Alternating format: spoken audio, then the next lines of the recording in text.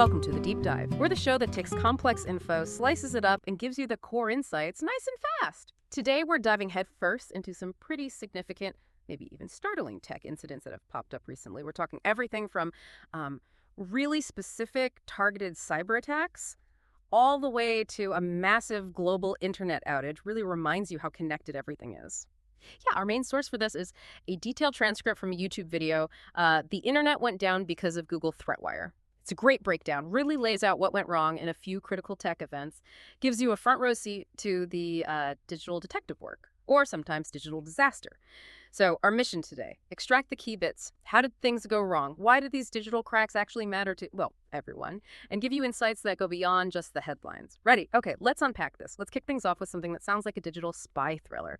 And it involves, believe it or not, your photo album. Apple put out a quiet announcement about a vulnerability they patched, identified as CVE 2025-4320. Now, this was apparently published and patched way back in February 2025, but the kicker is they later confirmed it had been actively exploited. Someone was already using it. Right, which is always the worrying part, discovery after exploitation. Exactly, and who was using it? The source points to a mercenary backdoor provider, calls them Paragon, using their graphite software. Mercenary backdoor provider. That term itself tells you a lot, doesn't it? Mm-hmm. Selling powerful tools, likely to government state actors. Yeah. And how it worked is, well, pretty insidious. A logic issue when processing a, get this, maliciously crafted photo or video shared via an iCloud link. A logic issue, so not a straightforward coding bug, more like a flaw in how the system interprets something. Right. Like imagine a bouncer at a club Apple software with a weird rule. If someone shows a specific kind of fake ID, this photo or video, the bouncer doesn't just reject them. Oh? They inadvertently give them VIP access, straight into the back office, which is, your device, and they're in. Apple found out this might have been used in, quote, an extremely sophisticated attack against specific targeted individuals. Specific individuals, that's key. And here's the really notable bit. Apple actually notified the users who were hit.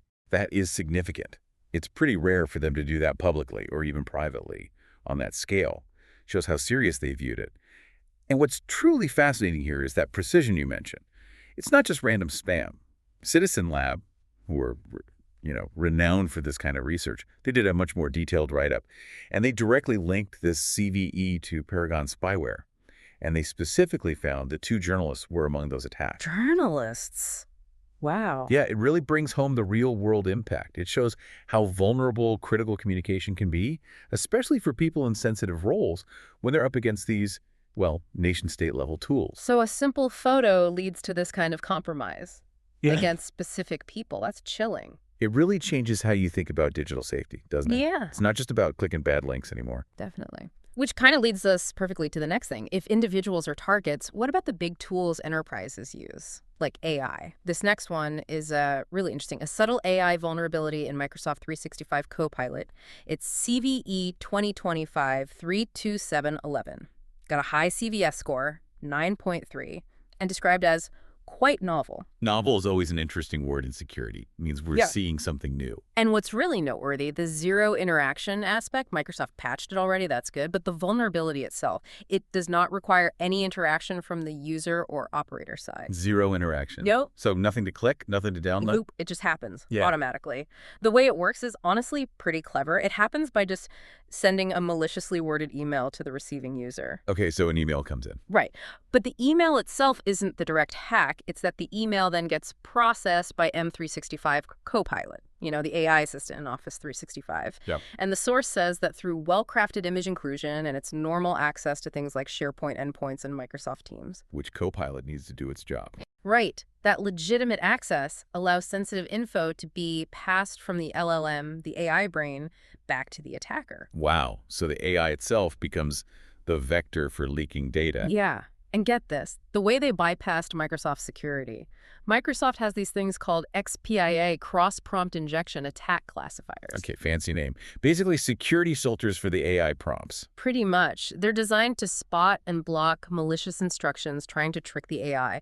But this vulnerability bypassed them easily. How? By phrasing the email that contained malicious instructions as if the instructions were aimed at the recipient, the human user. Ah, clever. Social engineering the AI. Exactly. And the crucial part, The email never mentions AI assistants, Copilot, etc. So it looks like normal communication to the classifiers. It doesn't trigger the AI-specific red flags. Bingo. It completely avoids detection.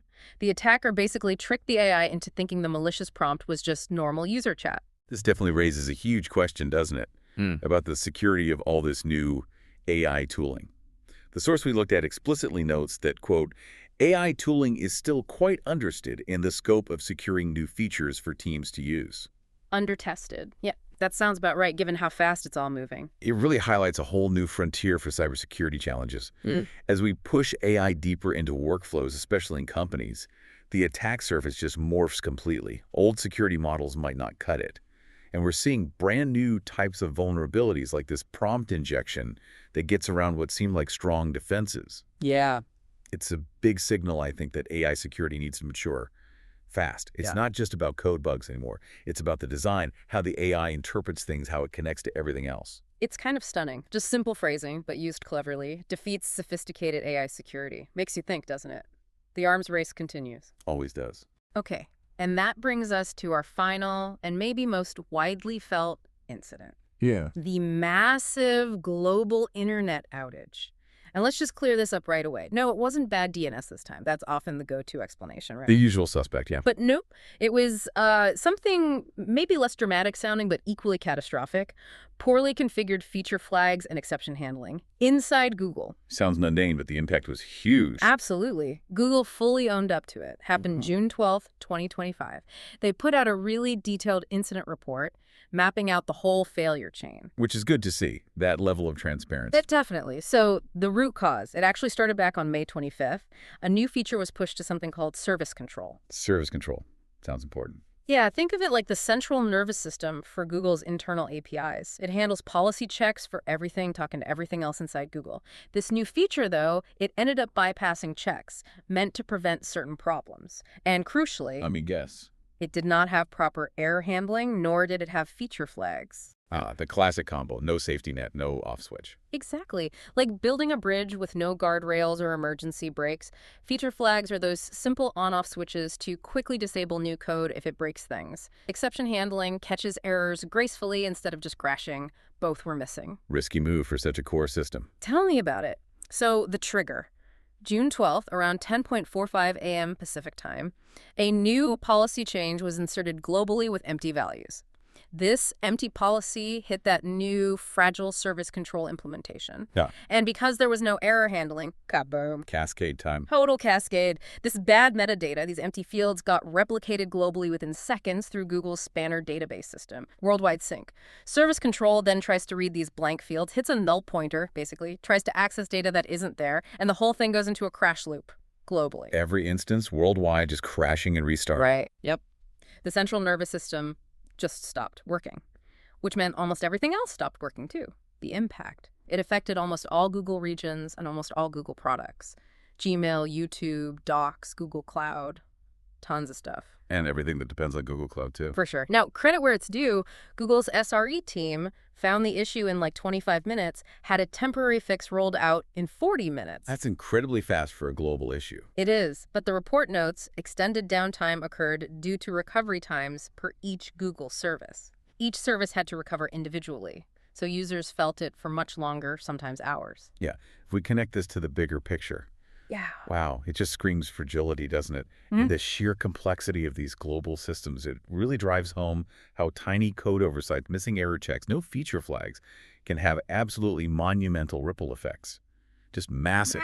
We rely so much on these invisible gears, and this shows how one little thing, a null pointer in just the wrong spot, can grind huge parts of the internet to a halt. It really makes you wonder how many other little ticking time bombs like that are out there in the core infrastructure we all depend on. That is, yeah, incredibly sobering.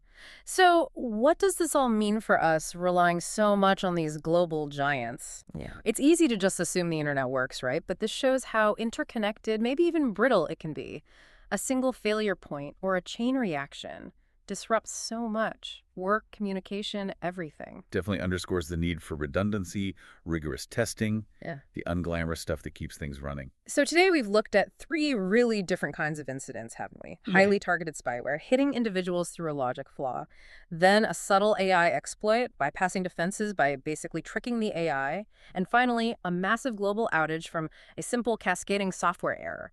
Different flavors, but maybe common themes. I think so. They all really underscore this dynamic, constantly changing cybersecurity landscape.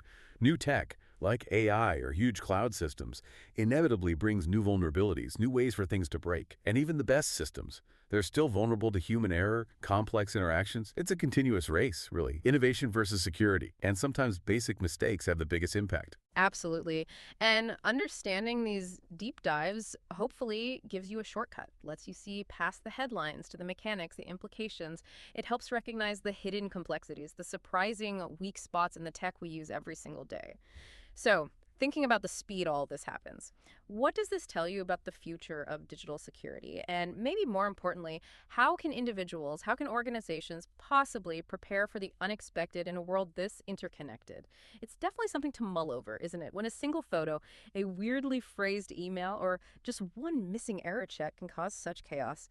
Well, thank you for joining us on this deep dive into the fascinating and sometimes precarious world of recent tech incidents. Stay curious, keep exploring the incredible details of technology, and please join us for the next deep dive into news sources and fresh knowledge.